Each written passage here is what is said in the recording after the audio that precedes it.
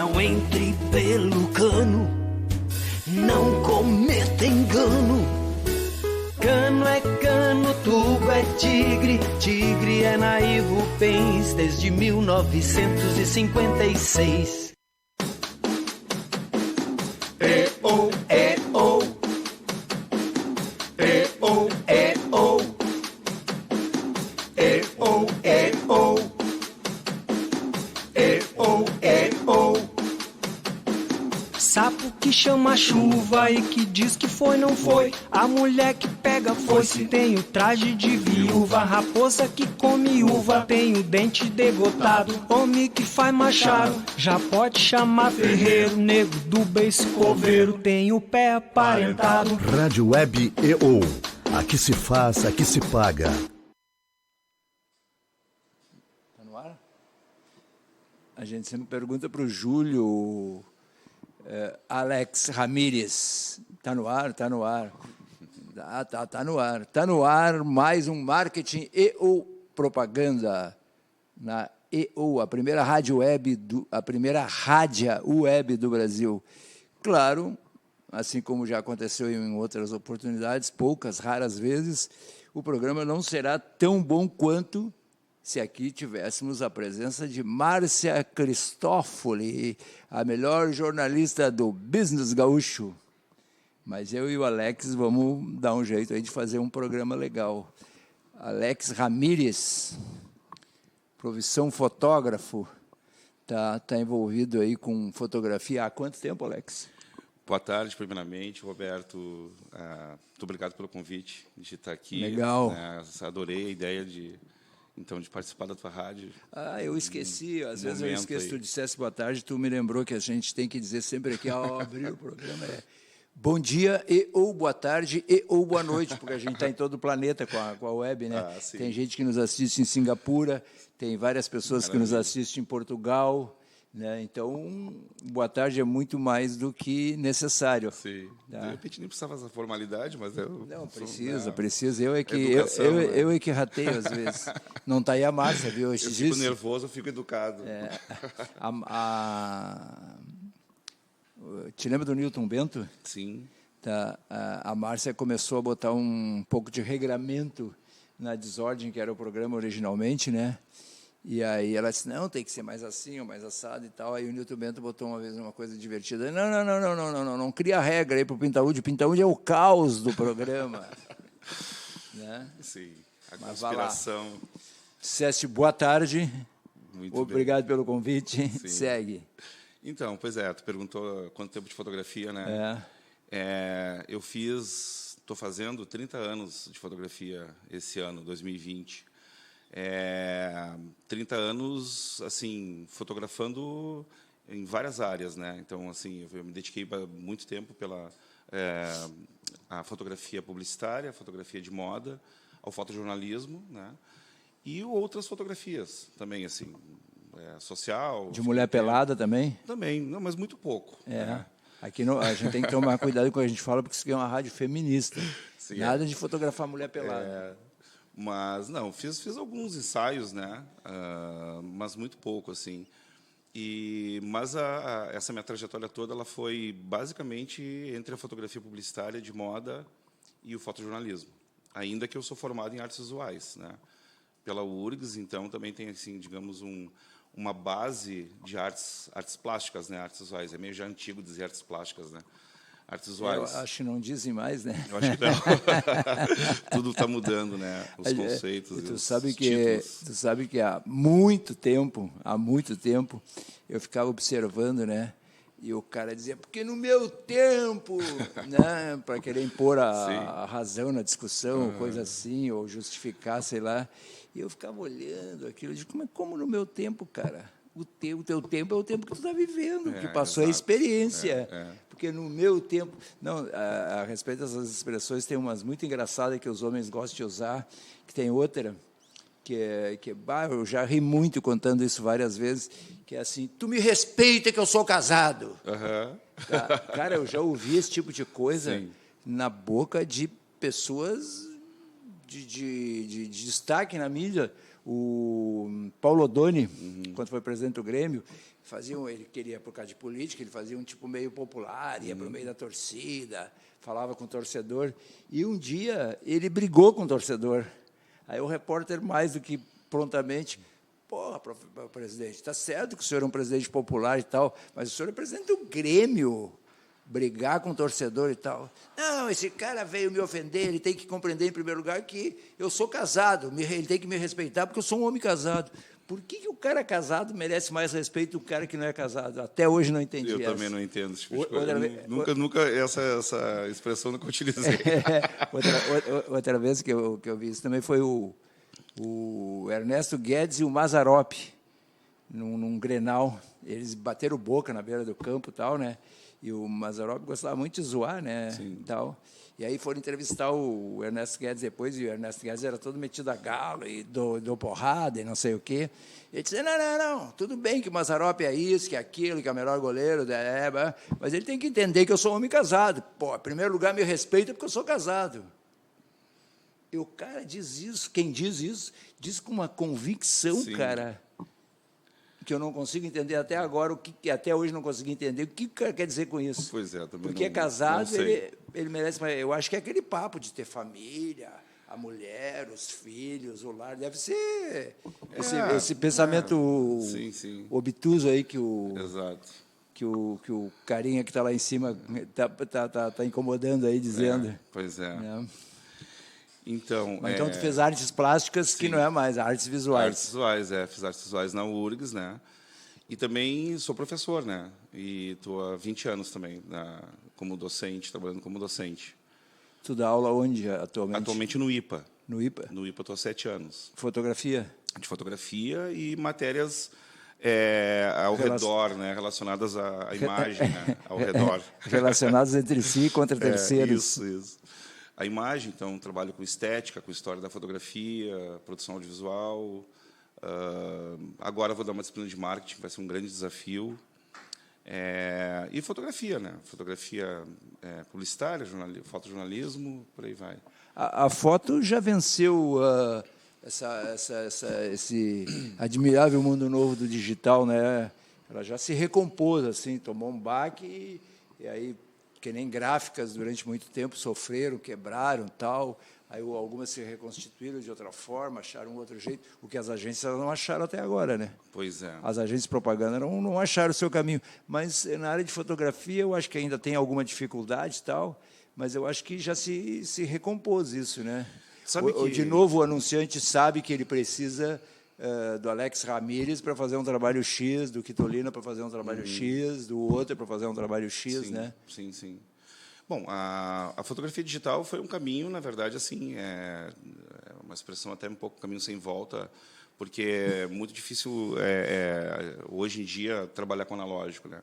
Mas eu acho que a transformação maior, né? Claro, nós tivemos uma transformação aí no final dos anos 90, né? Início dos anos 2000, aí o século 21, que foi, eu acho que falar assim da transformação do analógico para o digital, né? Não envolve só fotografia, evidentemente, né? Envolve o cinema, envolve a música, enfim, a comunicação como um todo. Por isso que eu me divirto brincando com o admirável mundo novo do digital, né? Exato, Então, na fotografia é muito emblemático porque passou a ser, né, na verdade, um novo... claro, mudou câmera, mudou formato, né? Mas passou uma nova experiência para o fotógrafo, né? Porque antes a gente tinha o filme, tinha que mandar revelar, a gente tinha uma parte do processo, né? Que era fotografar, né? Com a câmera manual, que era mais difícil fotografar naquela época, porque a gente precisava de muita técnica, né? Tinha que acertar sempre, dificilmente errar a custo, né? Imagina fotografar com slide, lembra do cromo do slide? Caríssimo, né? O acertar implicava muito numa coisa que é o olho do fotógrafo, né? Exato, claro. E a técnica apurada, né? Sim. E então, digamos que o digital facilitou essa situação, porque o digital tu tem ali, tu errou por alguma questão ali de luz e tal, e tudo bem, tu só deleta e continua, tu não altera o custo, né? Mas tem uma outra parte do processo que é a edição da imagem, né? Então isso sobrecarregou o fotógrafo, porque eu posso até não fazer a edição da imagem, né? Enfim, dá para alguém fazer por mim essa parte, mas eu sou um fotógrafo que eu gosto de fazer. Eu não gosto muito de manipular, mas eu gosto de fazer edição. Eu acho que é uma parte de responsabilidade do fotógrafo, né? É um complemento do fotógrafo. E essa parte era o laboratório que fazia naquela época, né? Sim. Tinha que mandar revelar e ficava ali aquele tempo tenso, né? Até chegar o cromo, O diretor para de levar arte, para a agência, lá para Nova Forma. o diretor de arte escolher qual a Sim, foto. exato. É. Então, essa questão toda que eu vejo, assim, não é só a questão do física, química, né, do formato, do suporte, né, mas também do mindset, né, quer dizer, o tempo que a gente tinha quando a gente trabalhava com analógico era outro tempo. Precisava de mais tempo para as coisas, né, o tempo para fotografar, o tempo para revelar, o tempo para entregar. Hoje é tudo, tu me pede uma foto e te entregar em 1 hora, em 30 segundos, agora. Então é muito mais complicado, né? Então o tempo ficou cada vez mais escasso, né? Menor, né? Para tu entregar um trabalho, né? E eu acho que, na verdade, é isso que tu está colocando em relação à foto. O tempo, tá, é que realmente fez Tá tudo muito mais rápido, né? ficar todo mundo meio coisas. enlouquecido, né? Sim, na coisa da sim, exigência, isso porque enlouqueceu, né? é tudo muito rápido. É enlouquecedor. Tá? O cara vai para o Facebook, mente, aí não sei o que é, ele já deleta, tira o Sim. troço dali, já não foi isso, foi aquilo, aí, sabe? E com a internet tem que entrar agora. Então, tu já tem que fazer, já tem que botar, e aí tem aquele público que tu já tem que atender, tem aquela demanda. Então, isso é enlouquecedor, né? Isso a gente não pensava lá nos anos 90 onde a gente ia chegar, né? Então, o analógico e o digital, ainda, claro, tem a internet, né? A questão da internet, que eu acho que foi a grande mudança, né? E aí a gente vê que na comunicação, assim, a forma de se comunicar, né, mudou totalmente, né? A gente estava, antes de começar o teu programa, né, falando um pouquinho ali da publicidade, da comunicação como um todo, né? Então, como que é esse ajuste, né, que a gente está ainda aprendendo muita coisa, né? Ou pelo menos assim, se ajustando a muita coisa. Acho que tem gente que não consegue se ajustar, né? Não. Serão desajustados eternamente. Sim, exatamente. Eu acho que assim, as gráficas eu acho que já se recompuseram. Sim. A fotografia também, eu acho que sim, tem, claro, alguma dificuldade ainda com essa conversa, principalmente quando tu chega em anunciantes de pequeno porte. Tá? Por exemplo, há uns 4 anos, eu tive escritório durante algum tempo ali na Rua Açores, tá? E aí tinha um bazar. O que o digital salientou é aquela coisa que o meu filho sabe fazer, ele tem um amigo, ele tem não sei o quê. E o cara de um bazar aí na frente, um bazar cresceu bastante no período que eu estava ali, né? E estava já abrindo outra loja e tal. E um dia nós começamos a conversar, o cara tinha sido de gráfica. E ele disse que lembrava de mim, não, que isso, que aquilo e tal. Eu, naturalmente, me digo, bom, pode ser que saia alguma coisa aqui, né? Entendeu? E aí começamos a conversar, tal, e não sei o quê. E aí, daqui a pouco, ele foi me mostrar a parte interna, administrativa, o que ele tinha lá e tal. E aí, ele pega e me mostra, estava o filho dele, tá? Ele disse, não, já estou até com e-commerce aqui e tal. O e-commerce era o seguinte, estava o filho dele, que sabia mexer com esse processo todo, tá? E um amigo, eles tinham montado um fundinho infinito, Sim, assim. Para fotografar os produtos. Fotografar os produtos e era o e-commerce. Como é que tu vai chegar ali e propor isso ou aquilo e tal? O cara não vai perceber diferença. Ele só percebe diferença no custo. Para ele é possível fazer daquele jeito e ele tem algum resultado, tá ok. Aí por que eu vou fazer diferente se eu não tenho condição financeira, né? Então, o digital trouxe um pouco de complicação maior ainda para quem é anunciante entender a função de uma agência de propaganda. Exato, sim. Tá? Que assim, ó, quando um sujeito pega, por exemplo, eu tinha um pequeno cliente aí também que a gente fazia o Facebook, essas coisas de R$700 mil para fazer X cards, né? Tá? E, pô, é um conhecido meu assim de 50 anos. Tá?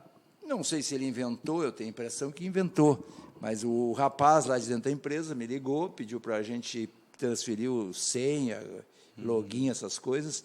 E eu digo, quem é que vai fazer isso para vocês agora? Eu mesmo, ele disse, o rapaz bem queridão, bem simpático. Ele disse, eu sou aqui das internas, tal, já faço uma série de coisas aqui, me incumbiram mais essa. por que o cara enxerga tu fazendo o Face dele? Ele não está enxergando. Nós estávamos começando a criar uma linhazinha bem legal, que é material de construção. Sim. Então, a gente achou um buraquinho ali para desenvolver algum conteúdo legal, que eram os departamentos de compra. Então, a gente estava criando um personagem, que era a Luísa, que estava sempre antenada, que tinha obra na CIS Brasil, o mestre ligava, o estoque já estava ali na mão e tá, e sabe? Tinha uma coisa assim. Eu digo, eu tenho certeza que esse cara vai fazer. Pode ser dentro da empresa ou fora da empresa. Absoluta certeza. Tá? E não deu outra. Ele vai para o Google ali, baixa a imagem, aí põe um cara de capacete e tal, e deu. Ele não vê diferença nesse tal de conteúdo que a gente sempre briga tanto, sempre brigou tanto, que, na verdade, o que é esse conteúdo que tanto falam hoje, quando tu vai fazer uma rede social? Tá? O conteúdo é a ideia. Claro. Não é outra coisa, não é ideia. Trocou o nome, sim. em vez de ser ideia, é conteúdo. Tá? E as agências se perderam um pouco nesse emaranhado. Por quê? Porque as agências, a boa parte delas, ou a maior parte delas, quis fazer um pulo e quis se adiantar na linguagem e começou a adaptar essa linguagem mais moderna, mais atual, do digital, dizendo que nós fazemos isso, que nós fazemos aquilo, sabe? Tá? Eu lembro que quando começou isso em 92, 93, 94, a maior parte das agências aqui de Porto Alegre também fazia o que todo mundo estava fazendo. Aí não se falava mais em ideias, se falava era no não sei o que, no branding, no não sei o que, coisas desse tipo. E eu me lembro que a gente teve sede ali na Carlos Gomes, e eu fiz questão de escrever nova forma, agência de propaganda. E eu achei uma coisa muito curiosa, porque um sujeito que ele tinha envolvimento com propaganda como fornecedor, porque ele cantava para jingles. Tu talvez até conheça ele, o Careca da Silva. Não. Cantava nos Totais. Sim.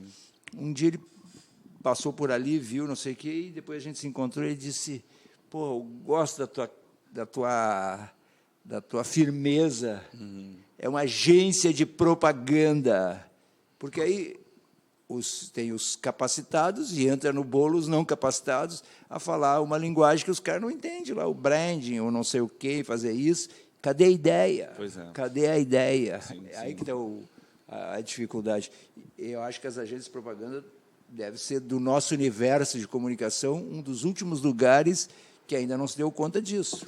Pois é, eu acho que existe muita resistência, né, eu acho que assim, nesse tempo todo, porque a gente não sei se ainda, porque a gente passou uma transição aí nessas 2 décadas, né, talvez até mais que isso. Vamos colocar um pouco mais do final dos anos 90, né? De 94 por aí, cá. então já são 25, 26 anos, quer dizer, e não é muito tempo, né? Porque se tu pensar bem, 26 anos é bastante, mas assim, se tu pensar num nível macro, não é, né? É o suficiente para eu ficar velho. Exatamente, claro, com certeza, nós dois, né? Mas, digamos assim, se tu for pensar no tempo das coisas, né, não é tanto tempo, só que em 26 anos, por aí, ou menos, ou mais, muita coisa mudou. E aí também não é só na questão da tecnologia, da inovação. Mudou com uma rapidez, como tu falou anteriormente, que se acelerou mais do que 26 anos o processo. Exato, sim. Se acelerou 52 anos nesses 26, o processo de comunicação. Claro. Porque acompanhar toda essa questão tecnológica, né, tudo isso, quer dizer, porque nós somos seres analógicos, né? Então, assim, a transição que a gente teve é muito mais, vou usar um termo aqui doloroso, não, mas assim, porque essa galera que nasceu aí nos anos 80, 90, já nasceram dentro da tecnologia, né? Dentro da internet, agora essas novas gerações, então, já nasce de teclando, 2000, né? de 2000 para cá. É outra geração, né? Já nasce dentro da internet. Então, eu acho que a questão mais comportamental do profissional também ela precisou mudar, né? Entender, quer dizer, se atualizar, estudar, pesquisar, porque muitos dos profissionais que não embarcaram nessa história de pesquisar, se atualizar como deveriam se atualizar e tal, e aí, por outro lado, eu ser professor, né, ser docente é uma exigência, né?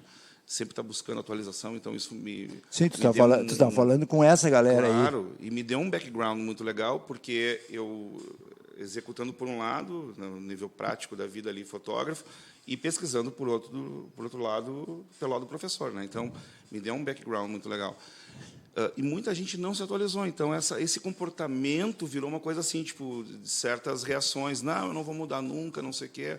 E aí tu vai ver assim, agências fechando, agências empatando, aquela coisa assim, né? Porque a publicidade, eu acho que ela não acompanhou tanto quanto as empresas de comunicação, digamos assim. Vamos falar aí da RBS, por exemplo, né? Que eles têm uma atualização. A dimensão deles é muito grande, né? Então eles estão sempre na frente, sempre buscando uma, e aí exige que a propaganda mude também, né? Sempre foi uma empresa, né? Inclusive eles às vezes chegam até virar o fio. A RBS sempre foi uma empresa preocupada em vender, em trabalhar o marketing deles, em colocar a ferramenta nas agências de propaganda, de fazer parceria com as agências de propaganda. Isso sempre foi extremamente forte por parte da RBS, tanto que hoje eles oferecem alguns produtos. Eles estão reinventando o merchandising, tem lá o brand, não sei o quê, que agora estão disponibilizando, por exemplo, a voz de comunicadores deles, eles estão oficializando uma coisa que é aquilo que eu te falei do REC, por exemplo. O REC faz de maneira grosseira ainda, trabalhava na Guaíba, ele tinha lá 20 anunciantes. Pô, ficou um tempão na Guaíba, e aqueles anunciantes estavam sempre lá. Então, estava anunciando na Guaíba, para a audiência da Guaíba, para o público da Guaíba. Não estava anunciando coisa nenhuma, não tinha nada técnico ali. Nele. O veículo era o REC. Aí ele foi para a Band, os caras migraram com ele. Eu digo, mas como tem um troço aí errado aí? Não, os veículos, eles trabalham com futebol, notícia, meio assemelhado, mas não é o mesmo veículo, não fala com o mesmo público. Foram todos juntos, e agora ele foi para a Grenal, foram de novo. Então, a importância do comunicador, né? A importância não... O poder está no comunicador, né? Está no cara, a Márcia é jornalista, já comentei várias vezes para ela, tá? O que é ainda o descrédito de agência de propaganda. Quando eu comecei na propaganda, me contavam uma história sempre que tinha nas empresas. Eu não sei se eu cheguei a ver isso. Tinha uma plaquinha que dizia assim, não fazemos doação nem propaganda. Tu vê que caráter que tinha uma agência de propaganda, que os caras incluíam como se fosse doação ali, para o cara nem insistir para não ser atendido. Tá? Pois hoje continua igualzinho isso. O que dá... Não estou falando do aspecto profissional do trabalho dele, mas o que credencia o REC a ser porta-voz dessas marcas, cara? Pois é. Ele simplesmente lê um texto lá num veículo lá e tal, e a voz do REC, que é o REC, que é o REC, e assim é. A gente vê outros comunicadores. E tem vários, aí, né? Vários. Claro, o Pedro Ernesto é outro. Ernesto, com certeza. É outro que faz mimo para cliente, a RBS. Só que a RBS, digamos, eu não vou falar esperta, vou dizer inteligentemente, como sempre fez, porque um dos produtos que eles fazem agora, eles oficializaram a voz do comunicador. O comunicador antes não podia fazer propaganda, agora faz, que é um produto... Merchandising. Oficializou o merchandising, a empresa quer vender a marca, não sei o quê, eles fazem lá um texto jornalístico. Mas tu não acha que isso credibiliza um pouco mais, assim, porque... Credibiliza um pouco mais a área jornalística, né? Os caras acreditam, o anunciante acredita muito mais no jornal, na rádio, quem dá notícia, do que na agência de propaganda. E é culpa também das agências sempre, porque eu sempre também me diverti dizendo que as agências de propaganda, elas sempre foram, via de regra, a indústria do adjetivo. Nosso produto é melhor, nosso produto é maravilhoso, várias coisas que não tinham a ver com a verdade. Tanto que quando a gente lembra, tá? O Marino Boeira faz 2 programas por aqui, e ele lembra muito, ele tem uma memória muito boa. A gente lembra de coisas anteriores a esse período, de quando nós entramos na propaganda, eu e tu. Então, tinha assim, Casa Reinaldo, a maluquinha da Praça do Portão. Essa frase era do dono da empresa. E, com isso, ele fez sucesso. Casa Catraca, tinha lá um troço que eles faziam uns folhetos com oferta, e sempre dizia o seguinte, ó, esses rapazes da Casa Catraca tem cada uma, que funcionava isso. Os bordões, né? Os bordões inventados pelos donos das empresas, e não das agências de propaganda. Era raro o bordão que uma agência de propaganda, a não ser os que eu fiz, que eram todos ótimos, né? Entendeu? A Loja que Te Entende, por exemplo. Foi maravilhoso, né? E que mudou, né? Depois que foi vendida para Pompeia. Não, Agora ela acho que me entende. Sim, mas, enfim, é outra empresa administrando. Outro foco, claro, outra outro coisa. foco, Aí. né? Inclusive, a semana que vem, ou na outra, daqui um ou dois programas, o Batista vai estar aqui, o Ricardo. Ah, que massa. Que quem começou esse processo da gangue mesmo, eu sempre digo que foram 4 pessoas. Eu, o Silvio Siebenberg, que participou do processo criativo, o Ricardo Batista, que em 84 foi quem fez a primeira bateria de textos que traduzia o conceito, e o Carlos Couto, porque o Silvio tinha, ele tinha inventado lá um jeito que era para gravar na própria rádio, para não gastar, e ele queria comerciais de 10 segundos, não sei o quê, e eu que inventei o comercial de 7 segundos e meio aqui, e aí eu disse para ele que dava para fazer produção. Tá, disse, dava na hora de vender ali, como é que eu ia resolver, eu ia ver depois. Sim. E o Carlos Couto, cara, que eu não sei se tu conhece, ele está no mercado aí ainda, ele e o Fontela eram os mágicos.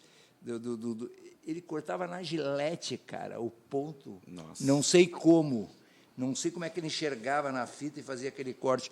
E eu sempre lembro, os comerciais, o Ricardo vai trazer uma bateria aqui deles, que todos eles couberam, na primeira levada já, em 7 segundos e meio, e aí eu propus para os veículos fazer o quê? Eles não vendiam 7 segundos e meio, então a gente comprava 15, botava um na cabeça do programa, do intervalo, fazia outros comerciais aparecerem ali, e depois botava um outro. Então, a gente pagava como se fosse 15, eram 2 comerciais de 7,5. Foi assim o truque. E o primeiro comercial que eu sempre cito aqui, o primeiro não, um desses da primeira bateria que o Ricardo vai trazer aqui depois para a audiência do marketing e ou propaganda aqui na ou a primeira rádio web do Brasil, era um troço assim, ó, tu vê, olha, 7 segundos e meio. Tocar na garagem é chocante, ainda mais quando o vizinho reclama. Um acordezinho assim, de punk, uma coisa assim. Gangue, a loja que te entende, 7 segundos e meio. Tá? Então, eu sempre cito essas 4 pessoas, mas tinha a participação do dono e de uma agência. Claro. É porque eu sempre digo, eu não concluí o raciocínio que eu estava falando desse cara que eu te disse que eu sabia que eles iam baixar Google, botar um cara de chapéu e tal, que fica igual a todos, igual a todos. Quando um sujeito dispensa, ele não percebe o que uma agência, se a agência é capaz, o que uma agência pode acrescentar, ele tá fazendo uma coisa que hoje é triapregoada, que é tu comprar inteligência. Quando tu contrata uma agência, eu nunca ouvi esse discurso, pena que agora que eu me lembrei desse discurso. Ele deve estar comprando, ele tem que supor que ele está comprando inteligência, ele está acrescentando ao marketing, à área comercial dele. Totalmente. Tá? Ele está acrescentando inteligência, Exato. que hoje é o discurso em função de inovação, que é uma palavra da moda que todo mundo fala aí. Sim. Quando ele diz, faz o Face com alguém e deixa de fazer e vai fazer igual o que todo mundo faz, ele está deixando de comprar inteligência por um valor que ele não consegue nem comparar, porque não tem nada a ver o valor que uma empresa pode pagar para uma pessoa, ou para uma empresa, ou para uma agência, que tenha condições realmente de fazer o tal de conteúdo, Exato. ou tal de coisa criativa, ou de ideia criativa. Né? Mas esse é um problema que eu acho que as agências não se resolveram ainda com essa história do digital, porque o digital só veio piorar uma coisa que já existia e que existiu sempre na história das agências de propaganda. Né? Eu acho que tem a ver um pouco por aí. Né? Mas voltemos à fotografia. Pois é, no que se refere à fotografia, eu acho que porque a fotografia ela teve que embarcar nisso, né? Então assim, e isso reflete em todas as questões de produção, né? Ou seja, cada crise que se instalava, seja uma crise econômica, política, uma crise, enfim, a gente tinha menos trabalho, sempre foi assim, né? E o digital, por um momento, eu acho assim, início dos anos 2000 ali, para a primeira década ali, mudou bastante, digamos assim, o tipo de foto, né? Se teve muito mais fotos de produto. Até porque o digital tinha a facilidade, né, de tu finalizar ela mais rapidamente. Tipo, trabalhei 10 anos para a Renner, né? Lojas Renner fazendo site, e-commerce e outras coisas mais. Mas o meu estúdio ele era dedicado quase exclusivamente a abastecer o site. A gente trabalhava assim direto, fotografava todos os dias, né? Então essa velocidade que se tinha, a gente só conseguia por causa do digital. E se fosse analógico não tinha como, né? Jamais, né? Então isso agregou ao nosso trabalho. Só que em termos, digamos assim, de remuneração, a gente não conseguia alcançar lá uma remuneração maior, porque enquanto eu era fotógrafo que fazia um slidezinho de cada produtinho ali para entregar, eu fazia tudo sozinho. A partir do momento que eu tinha que fazer 200 fotos por dia para recortar produto, eu tinha que ter lá 4, 5 pessoas para fazer isso, né? Então essa remuneração ela não acompanhou. Claro que eu tinha que cobrar tudo isso e tal, mas digamos assim que o preço foi encolhendo até chegar num momento que eu acho que hoje o que está acontecendo é que o fotógrafo ele foi substituído, né? Então assim o cara e aí eu vou falar um pouco pelo lado do professor, porque a gente ensina fotografia, né? Eu ensino fotografia, ensino a fotografar. Daqui a pouco o cara está lá, ele é estagiário, entrou lá para ser o publicitário ou o marketing ele vai fazer tudo, ele vai filmar, ele vai fotografar, ele vai editar, ele vai produzir conteúdo. Então ele está substituindo um monte de profissionais, né? De anunciantes de porte um pouquinho abaixo de médio para baixo. Esse é eu o enfrentei problema, né? muito disso e muito. Sim. As coisas mais absurdas, assim, possíveis. Antes eu te disse, antes de abrir o programa, que eu estava não tenho uma paciência para explicar determinadas coisas. Eu tinha um cliente, tá?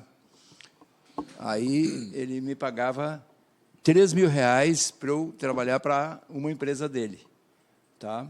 Bacana, legal, fomos fazendo. Aí ele achou um faz-tudo.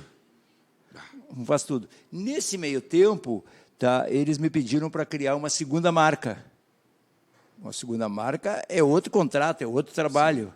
Tá? Eu criei e eles, inclusive, adoraram, usam as duas hoje. Ó, ajeitei a primeira marca e criei a segunda e ficou super legal e tal.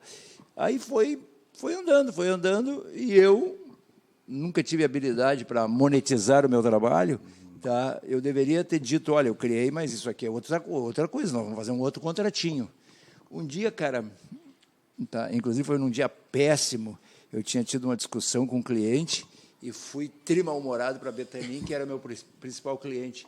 Quando eu saí da Betanin, me telefona a proprietária dessas marcas lá, que ela fazia parte lá do comitê deles, dizendo que era para eu ela ia me devolver a fatura de 3.000, porque a partir daquele dia, não sei o quê, eu ia cuidar só de uma das marcas, então ela ia cortar pelo meio, porque o outro ia... Quer dizer que todos aqueles meses, ela fez o raciocínio ao inverso, a favor dela, tá, a favor da empresa dela, para querer cortar o custo pelo meio. E o tempo que eu fiquei trabalhando para outra marca, tudo bem, né? E aí inventaram lá o Faz Tudo, que é isso aí que tu está falando, sim, né? Sim. Que o cara edita, que o cara fotografa, que o cara não sei o quê, o cara faz site, o cara faz isso. Tem os montes por aí disso aí. Tem os montes. Inclusive, tem um pouco de responsabilidade das faculdades aí, né? Porque, principalmente nos anos 90, quando surgiu a coisa do computador, as faculdades não tinham conteúdo, não tinham professores qualificados o suficiente, número suficiente, eles começaram a tolar as criaturas de computador.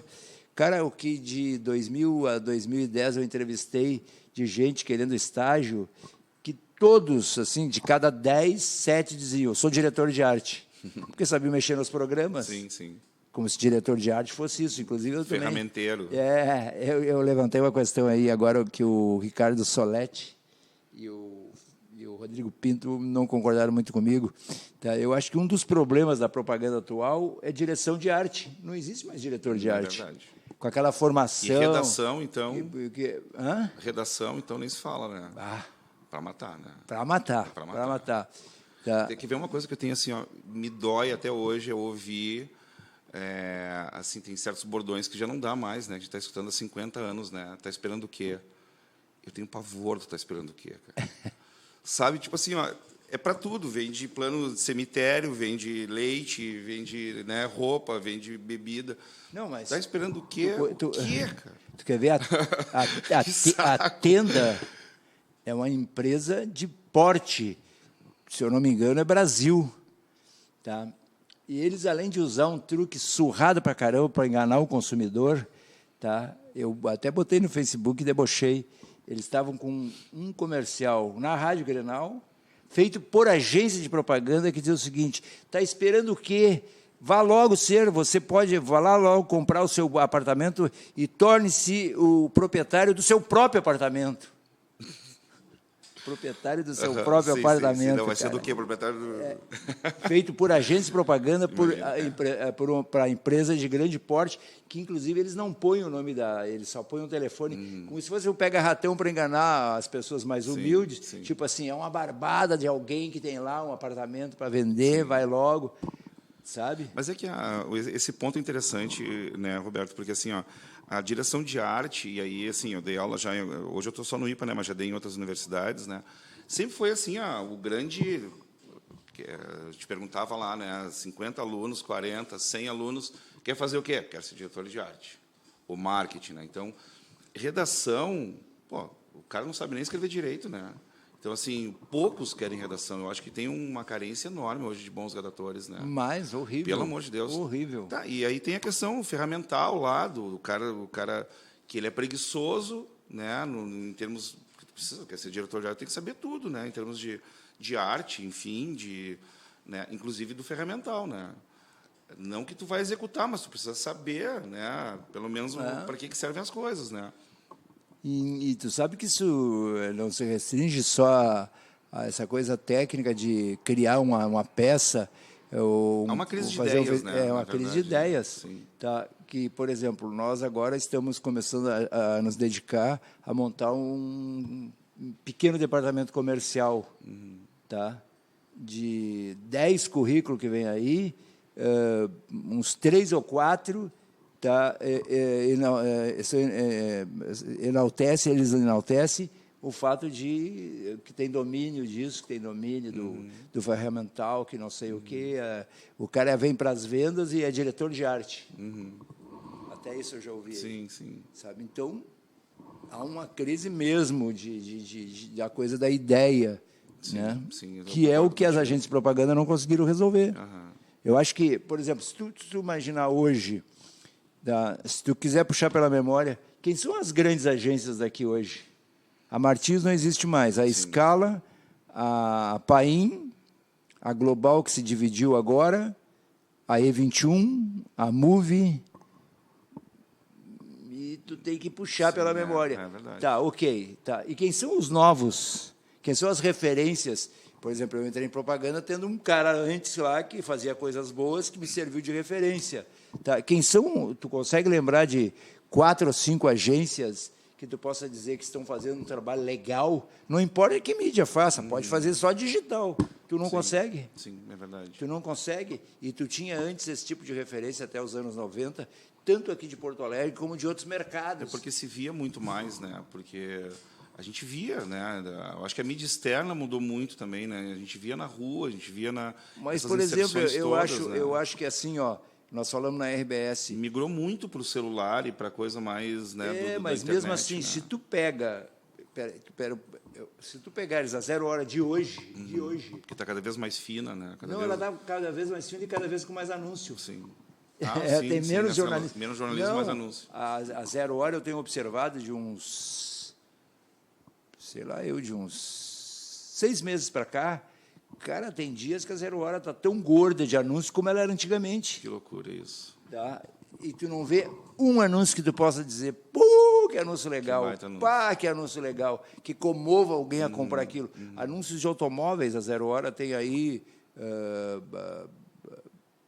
tem uma marca que eu não sei qual é, que vem fazendo página dupla, a 2 e a 3, que até empurra aquele espaço do Túlio Milman para a página 4, tá? Que tu abre ali, página dupla. Sim. Tá? Tem bastante anúncio, principalmente, eu me detenho mais, assim, eu de vez em quando passo o olho no correio. O Jornal do Comércio também tem bastante anúncio. Tenho até a impressão, que chego até a arriscar dizer, que o pior momento para o veículo impresso, os de Porto Alegre, pelo menos, eu acho que já passou. É verdade, eu estava pensando exatamente nisso. E nós não temos um veículo aqui opinativo.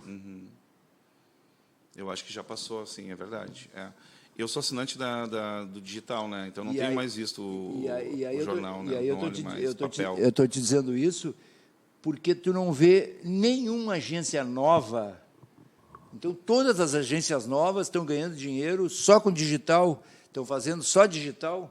Eu não vejo um anúncio desse volume que tem a 0 hora, para ficar nesse exemplo, tá? Que tu vá lá em cima e tu veja Bonaparte. A Bonaparte atende a gangue. Está fazendo rádio, não sei o que está fazendo. Está fazendo redes sociais, deve ser isso. Sim. Tu não vê um anúncio. Sim. Tem É que tem muita coisa que não aparece, né? Essa produção de conteúdos para redes sociais e até mesmo os jingles, né? A parte de rádio também, isso... Não, o jingle caiu pra assinatura caramba. não aparece, né? Claro, é caro, né? Claro. O jingle caiu para Sim, caramba. sim. Tá? Caiu. Quem tomou conta nesse momento ruim das agências de propaganda é bem aquilo que a gente estava falando antes. São os comunicadores, são os veículos, de novo.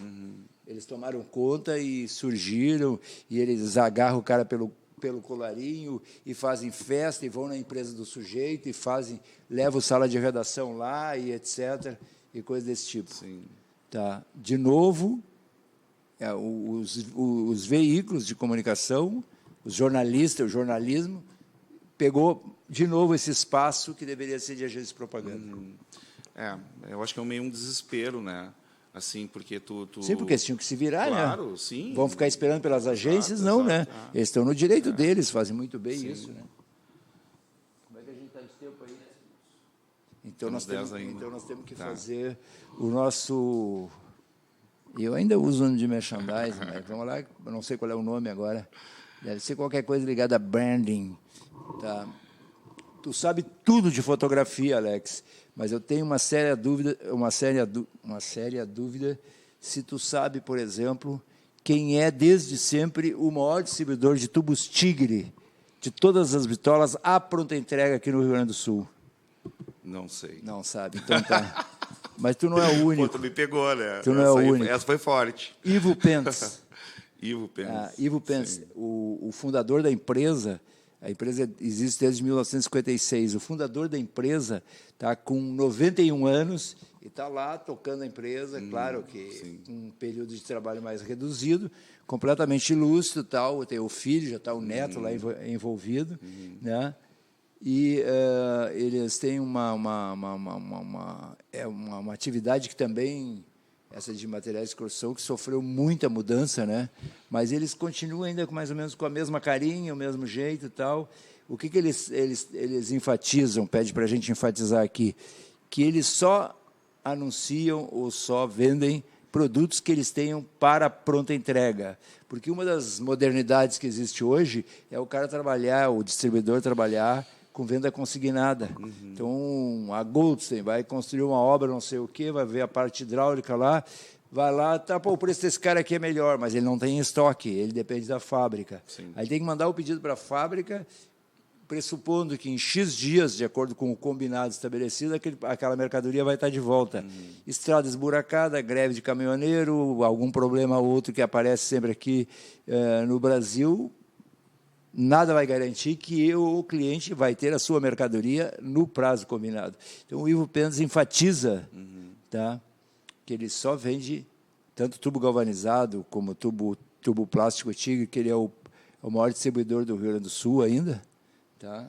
E toda a parafernália de soluções hidráulicas, tá?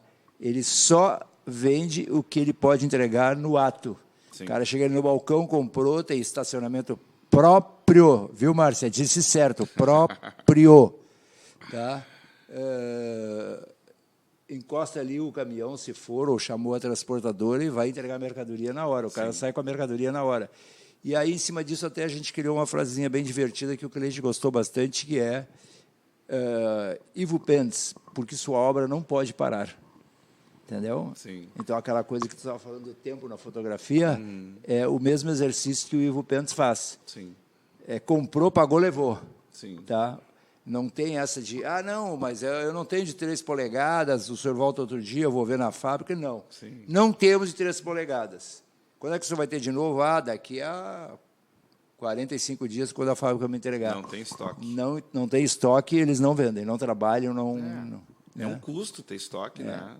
E aí, Ainda mais nos tempos que a gente está, né? E eles mantêm isso, exatamente isso, porque é um custo que essas empresas mais atuais também fazem opção de trabalhar com o estoque da fábrica, né? Claro. A gente está num momento bem complicado, né? Enxugamento de tudo, né? De tudo. Além de toda essa mudança, que não foi só uma mudança conceitual, comportamental, também estética, né? Da tecnologia, da inovação, que já falamos, mas também uma mudança política, né? Uma mudança econômica, que a gente ainda está atravessando momentos bem difíceis. Bem né? complicado. Então, bem isso também complicado. colabora, né? Corrobora aí para uma série de coisas, né? Sei, é uma visão que eu tenho, pelo menos, né? Não consigo desvincular as questões políticas, né? Não, o que as pessoas na que nossa vida. Eu vejo pessoas inteligentes, que eu sei que são inteligentes porque eu já convivi com elas, mas fatalmente esse tipo de inteligência que eu vou te citar, eles estão no grupo das pessoas de maior poder aquisitivo e são empresários, tá? E eles acham o governo que está aí uma coisa maravilhosa. E sempre alegam só duas coisas, sempre. Tá? Que esse governo que está aí conseguiu tirar de lá quem roubava, tá? E também, porque a economia está funcionando. Dentro de umas, eles vão ver daqui a pouco o que é a economia. Eu não estou vendo nada disso ainda. Não existe nada. Não sei no que se refletiu ainda. Eu já falei para 3 ou 4 pessoas, me cita de 14 meses que esse governo está lá, 3 frases, só 3, que esse presidente tenha dito que tem a ver com governar. É só lambança, cara.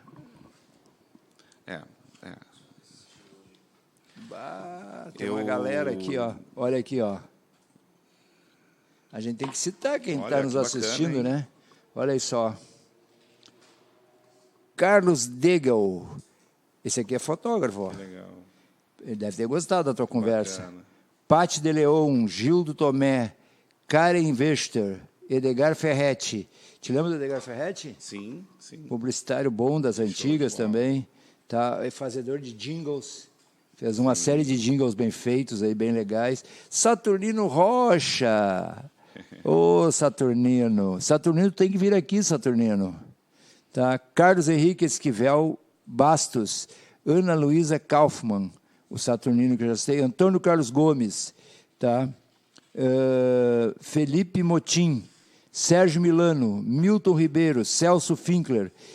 Tá aqui, ó, o Newton Bento. Aqui, ó. Alô, Newton Bento. Eu não deveria dizer isso, mas tem um lugar aqui que eu não consegui ainda determinar, Newton Bento, que tu é o número 1. Não sei que lugar é esse, tu é o número 1.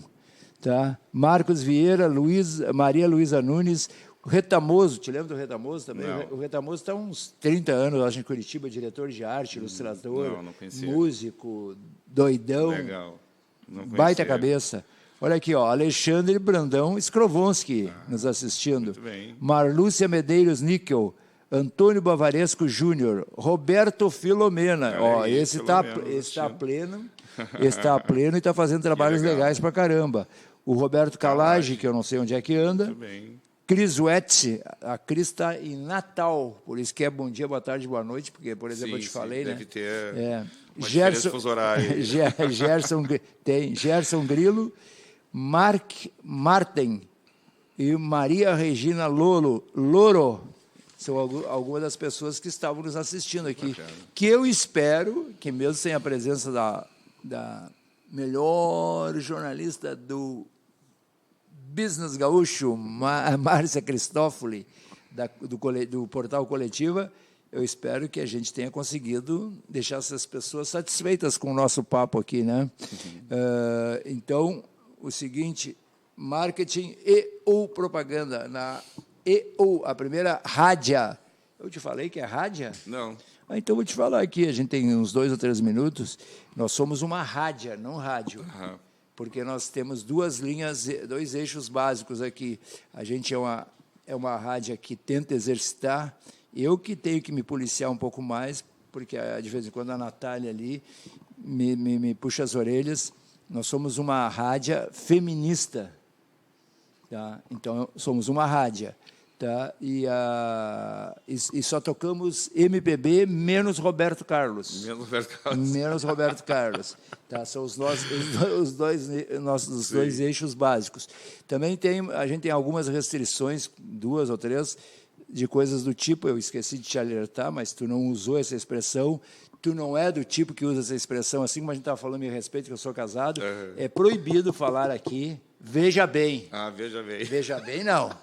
Veja bem, de jeito nenhum. Ainda bem que eu não disse, mas eu não digo, eu não falo veja bem. Não, veja bem. Veja bem é brabo, né? Quando o sujeito me diz veja bem, eu acho que ele está me tirando. Sim, é verdade. Tipo assim, o que eu leio... Ele acha que eu não estou vendo nada. O que eu leio no subtexto? Não estou entendendo nada. Não, o que eu leio no subtexto? Veja bem, tipo, fica quieto, que eu que sei, vou falar. É verdade. Se tu prestar atenção... É autoritário, né? Se tu prestar bem, atenção, tu vai ver quem é que fala bastante isso. Os políticos, de modo geral. Quase todos eles adoram Veja Bem. E aí, quando esse meu problema de coluna, um dos médicos que eu te disse que eu detestei, uma das razões que eu detestei, cara, em 30 minutos de atendimento, um atendimento paupérrimo que ele me fez, tá? Ele me disse 3 vezes Veja Bem. 3 vezes e de modo autoritário. Ele me perguntou de onde é que eu sentia as dores. Tu não vai dizer especificamente o nome do lugar. Eu disse aqui na região dos rins. Ele aí não é os rins coisa nenhuma. Veja bem. E aí, depois, na sequência, ele me disse 3 vezes, veja bem. Cara, o que me deu vontade de ir embora, de dizer, deu a tua bola, fica vendo bem aí, veja bem tu aí, me larga de mão. Ele deve ter te dito, está esperando o quê, Pita, hoje?